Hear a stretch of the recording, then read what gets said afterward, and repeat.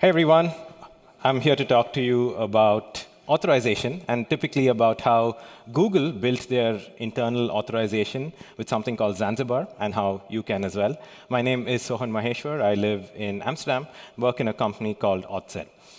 So I'll start with a question. I must warn you, if you know the answer to this, you may be a little old, at least in the tech world. But does anyone remember this product from about 15-ish years ago? Yes? Oh, lots of y'all. Good. There are people my age in the audience. So do you want to shout out the name? Does anyone know the name of this product? Anyone? Yeah? Yeah? OK, yeah. So officially, it was called Google+. People also called it Google Circles. And this was Google's attempt at a social media network. And no one uses it now. But the idea was, unlike Facebook and MySpace, where everyone could view anything, you could put people into different circles, so university friends or family, and you could share things just with these circles. Now, even though people don't use it as much, the story goes that internally Google changed how their authorization worked so that Google Plus could actually work well. And we've seen that across even to this day. And this is something I'm sure people here would have come across, is when you send an email in Gmail, and you attach a Google Docs link in the email. Right? And you will see this pop up saying, have you shared that document with the person you're sending this email to? And if you think about it, this actually is kind of magical because Gmail and Google Docs are two different applications, but there is a centralized permission check that is happening when that email is sent. And how this works is basically what I'm going to talk to you about. So before we get into the weeds, I'm going to give you a quick primer on authorization. In our industry, we sometimes conflate authentication and authorization, and they're two very different things. Authentication is identity. So when you log in with Okta or LDAP, it's who you are. And authorization is permissions, what you have access to, which comes later. And typically in the past, we've used things like access control lists for permissions, where you have a list of all the people who can view document 1. You have another list of all the people who can edit document 1. You have a third list for all the people who can comment on document 1. You see where I'm going with this. It's not very efficient. And things changed a little with role-based access control, which I'm sure you have in your companies today. So you might be tagged to a role like platform engineer. And if you have that role, you have permission to write to a Kubernetes cluster. Or you might be tagged as a developer, and then you have permission to check in code. Now, role-based access control worked well for a long time, but this got complicated, because what if someone in the platform team wanted to check in code? So you have to create a new role. Or what if someone from the DevOps team wanted to access a sales report? Again, you have to create a new role, and this does not scale. So things changed a little towards something called attribute-based access control. Here, everything is an attribute. And at the time of a decision being made, you check for all the attributes. So for instance, if I have to check in code, it will check my email ID, my IP address, my location, a whole bunch of other attributes at the time of decisions. And again, this works well in some use cases, but again, can get complicated. Now, Google needed Google-level scale. So we're saying billions of users in every country in the world, low latency. This stuff didn't work. So they popularized this concept of something called ReBAC, or relationship-based access control. And we know exactly how all of this works because in 2019, they published a white paper. And the white paper is called Google Zanzibar, which is also the name of their internal authorization system. Now, if you are geeky about things like distributed systems, do read the paper. It's only 14 pages. It's written in plain English, fascinating stuff.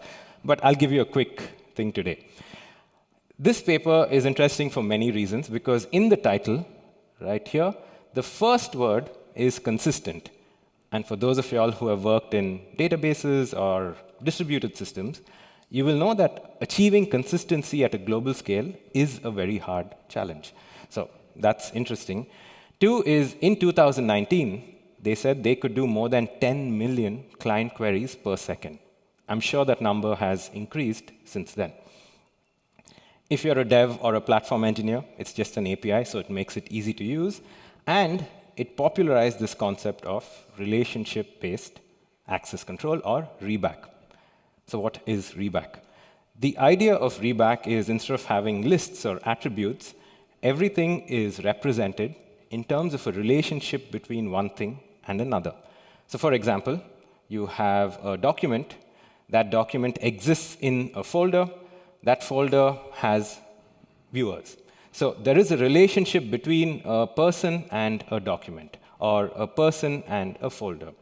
And everything in your use case is represented in terms of relationships. So you have these relationships. How do you tell a computer or a system that these relationships exist? So you will essentially look at the two subjects, which is, one, a user. It has to be a user. And the other is an object. And this object could be anything. It could be a folder, a document, a Google photo, YouTube video, Maps location, any of that stuff. And then you look at the relationship between those two.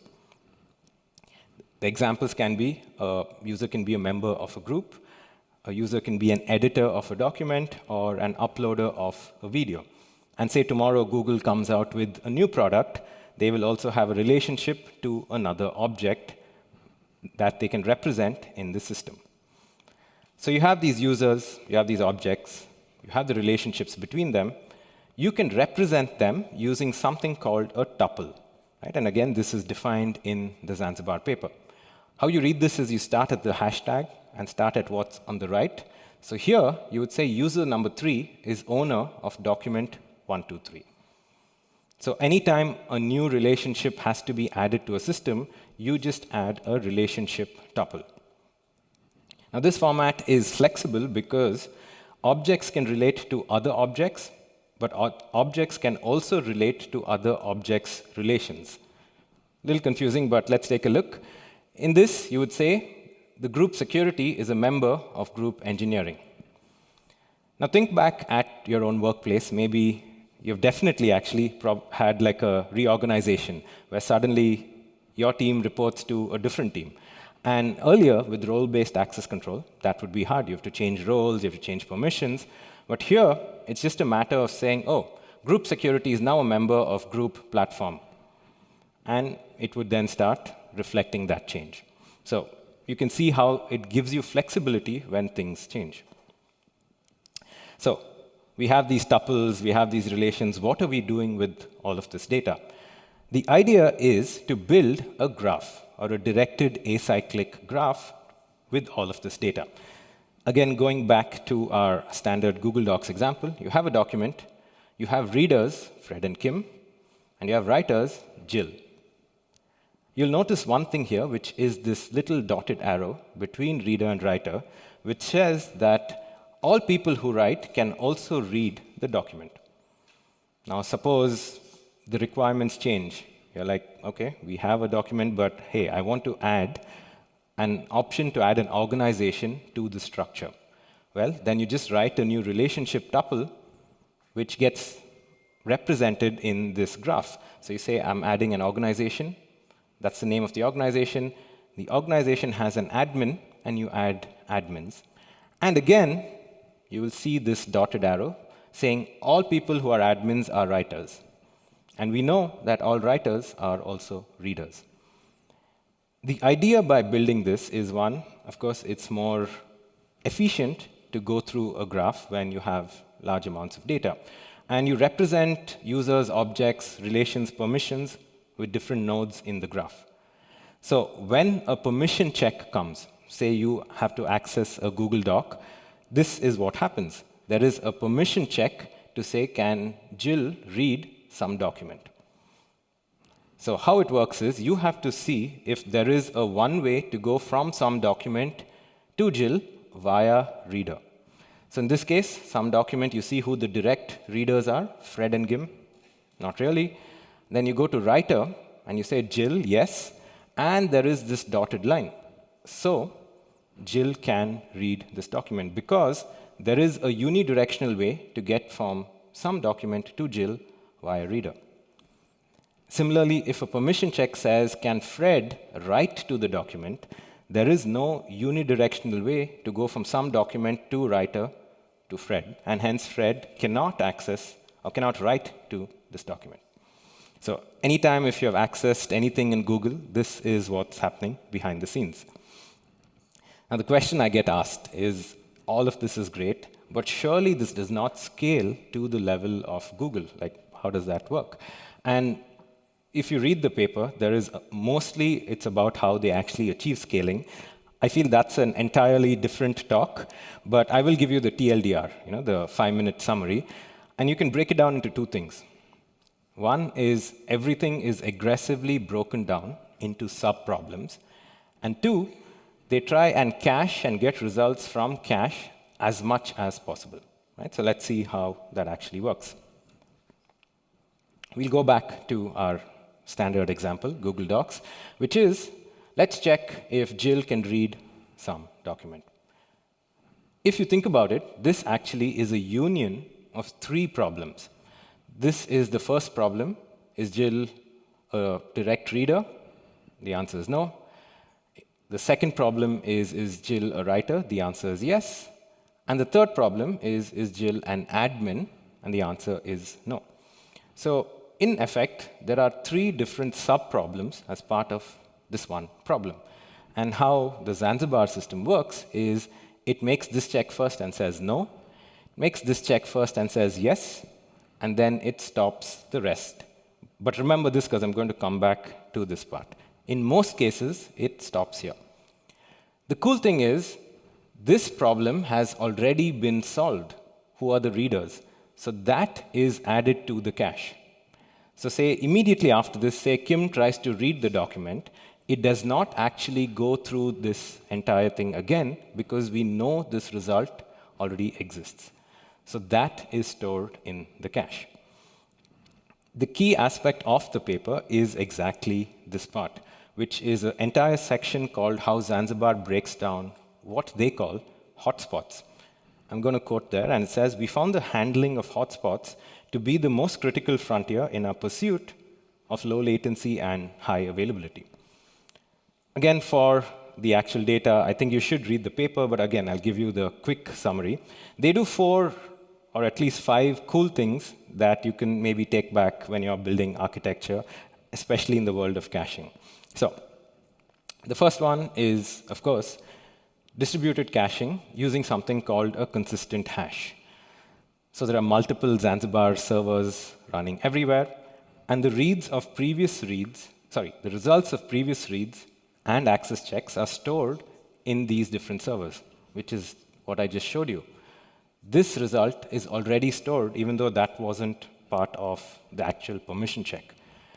And once that's happened, the Zanzibar system knows what results are stored in which servers, and it tries and calculates the minimum distance between the caller and the callee to give you the fastest possible result.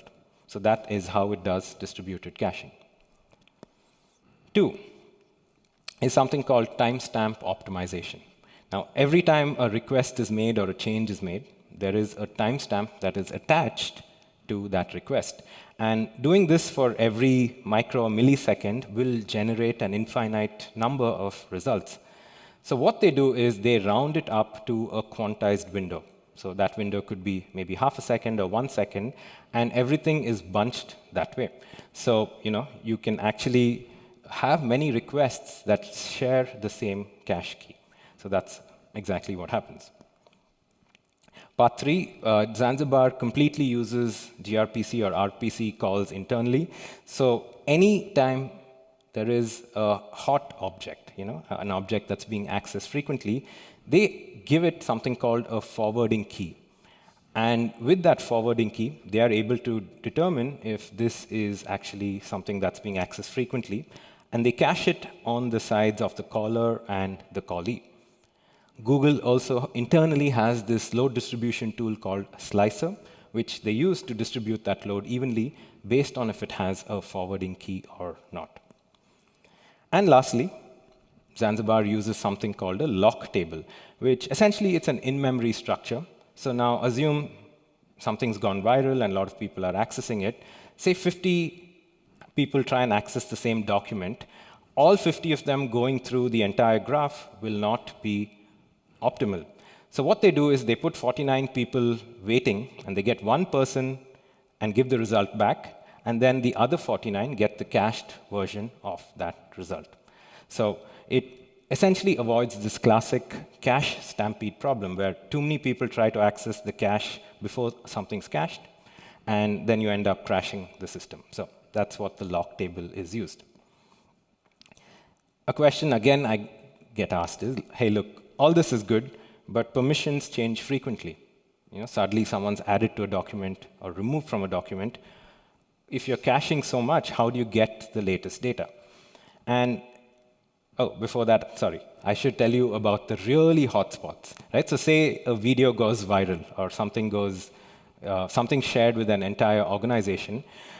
What happens is the opposite of something that I told you earlier, where actually something has full read and cache. So let's go back to this diagram. I think I have it right here. Yeah.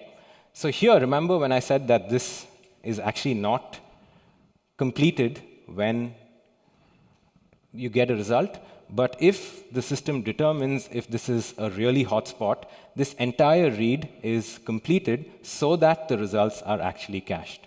Again, the system knows, OK, this is maybe a viral video or a viral document. So all of these are completed.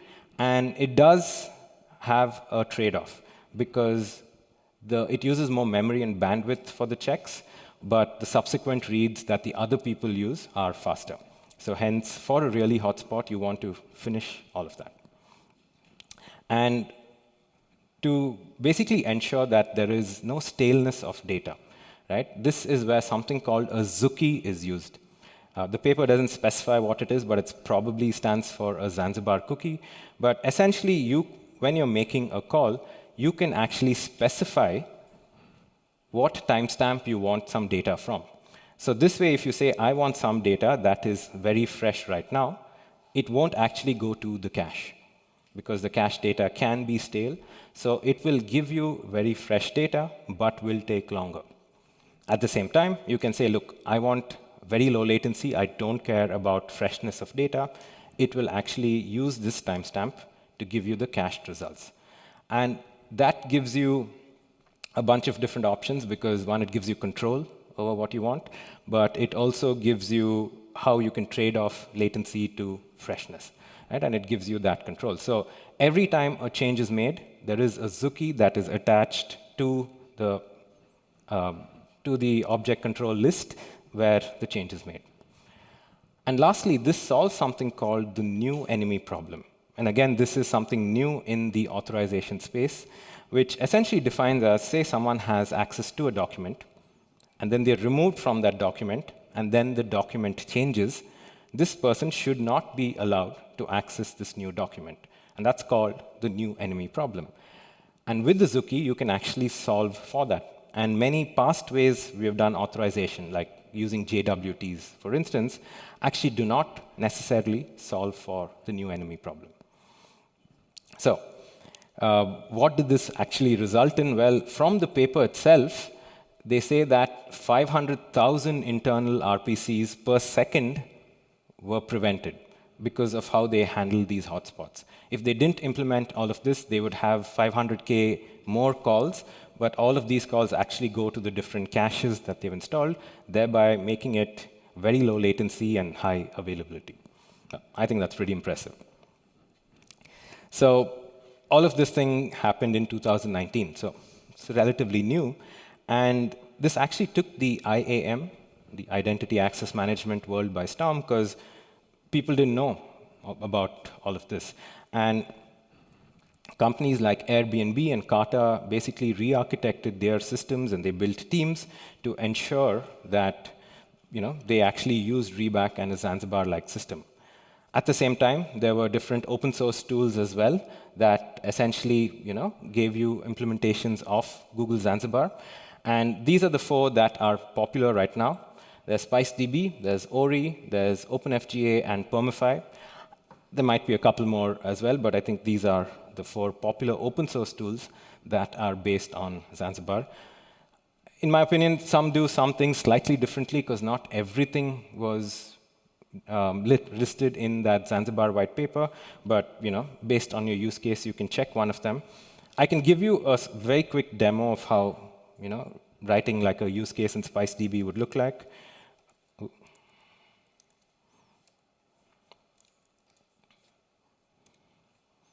Yeah, here we go. So basically, I have a version of SpiceDB running in the browser using WebAssembly. And essentially, a schema is how you would look at your use case. So I'm looking at the typical Google Docs style use case where you define a user, and you define your object, which in this case is a document, right? And you define the relationships between the user and the object. So in this case, you have a user who's a writer.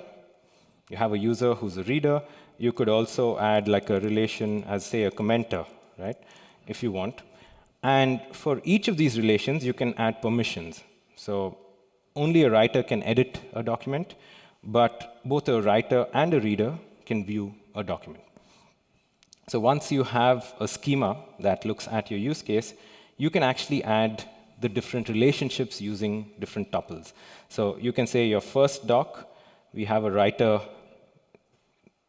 who is user Tom, we have a reader who's user Fred, and we have a second document where, again, say we have a user Tom.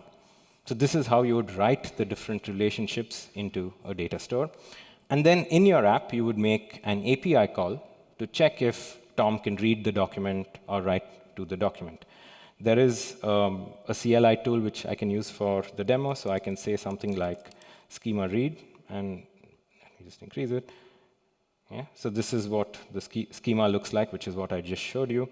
So I can do something like a permission check, right? So I just say permission check. I'll say document first doc, and view. I'll say user as Tom. And it says true, because Tom is a writer of a document, and we know that writers can view the document.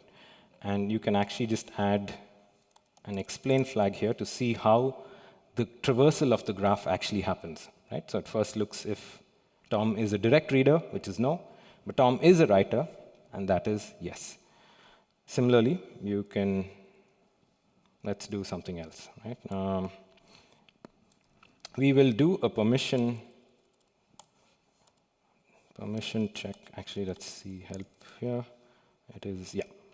So we can also do a reverse lookup, right? We can say permission lookup resources, and this does a reverse lookup to see either give me all the documents Tom can read, or give me all the people who can read first doc, right? So let's look up resources here and say document view user. Oh, sorry. We'll say user Tom. Yeah. So we know that Tom can view first doc and second doc. But if we change this to Fred, Fred can only view the first doc because Fred's name is not there on second doc. And this is, you would make an API call in your application for things like this. Just a quick demo of how it would work, because this is probably slightly different from a typical role-based access control. Now, Zanzibar actually shines where you have lots of documents or you have permissions that change frequently, and you want something that is low latency. Think of all the use cases that Google has, for instance, and those are the types of use cases that actually work really well in Zanzibar-like systems. In fact, we're seeing that things like RAG pipelines and AI agents actually are well-suited to have authorization by a Zanzibar-like system. And quick shout-out to myself, I guess, but I'm doing a workshop tomorrow on RAG pipelines and authorization using SpiceDB, so 11 o'clock tomorrow. I had to, yeah. And the reason I'm telling you all of this is essentially two things. One is, I think we have moved past like simplistic CRUD apps, we are designing at a global scale. We want microservices. We want things that are complex with permissions that are changing. And a simple ReBAC doesn't cut it anymore for many of us. And also, for those of you all who have heard of OWASP, which I'm sure is most people here, they come up with a list for the security risks to web apps, right? And something that did not exist in the list, at least in the top 3 or 4 in the last few years, is currently number 1, which is broken access control. And this is because we're seeing so many of these breaches because of a lack of fine-grained authorization, because of people writing their own authorization code, etc. Just to give you an example from the past, if you see the OWASP lists from 2010, 13, I think, no, 2010, 15, and 17, the 3 in the last decade, identity and authentication was always in the top 3. But then as an industry, we moved away to writing our own authentication. And in the current list, it's, I think, all the way down to number 7. Right? So it's become safer in a sense. So I think maybe we should think of also looking to centralize our authorization in any which way. And if your use case fits, Zanzibar might work for you. And there are a bunch of different ways you can actually do that as well. So that is the gist of everything. I think for next steps, if you enjoy that sort of stuff, you should read the paper. And what I showed you was on play.authZ.com. SpiceDB is completely open source, so feel free to contribute to the project or join the community as well, or even try it out if you want to go ahead and do that. Again, fully open source. Anyway, I hope you learned something new today. This is my coordinates, and thank you very much.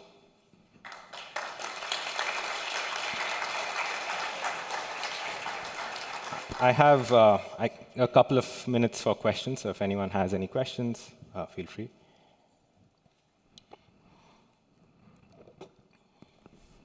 Yes, I can see.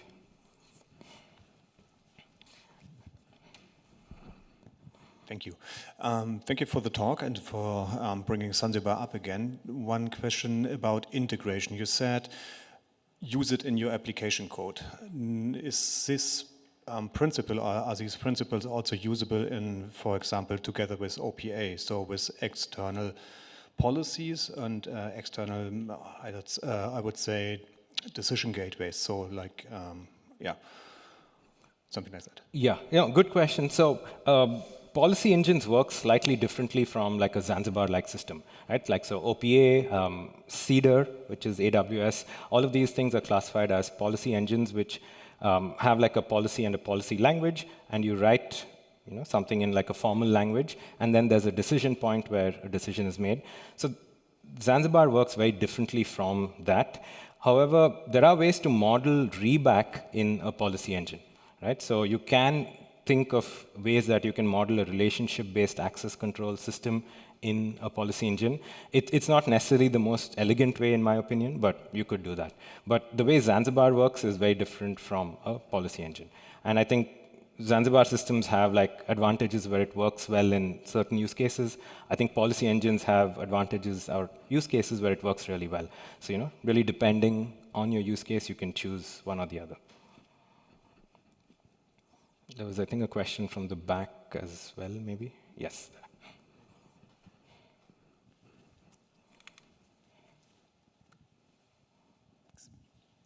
Thank you very much for your talk. The access patterns you described reminded me very much of those of a graph database such as Neo4j.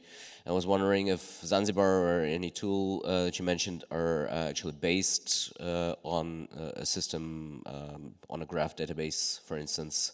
Yeah, no, that's a good question. So when Google wrote it, they used Spanner, which is their data store. So essentially, all your relationships are stored in Spanner if you were in Google, right? But when people abstracted it out for an open source thing, you had to like de-Googlify it so that you and I, who are not part of Google, could use. For SpiceDB, for instance, you can use like Postgres or Cockroach as your database. We have also seen people use things like Neo4j and Neptune, Amazon Neptune, as their backing store. Now, the thing is, ooh, okay. I guess I'm out of time. Very ominous sound for being out of time. Now, so the thing is, something like SpiceDB it's optimized for authorization queries, whereas like a Neo4j or Neptune is not necessarily. It's optimized for a graph database. But the use case for when people to use that is when their data and their downstream stuff is already on Neo4j or Neptune. So we've also seen people use that as their backing data store. Okay. Any other questions? I'm around today and tomorrow, so if you see me, feel free to ask any questions, but thanks again.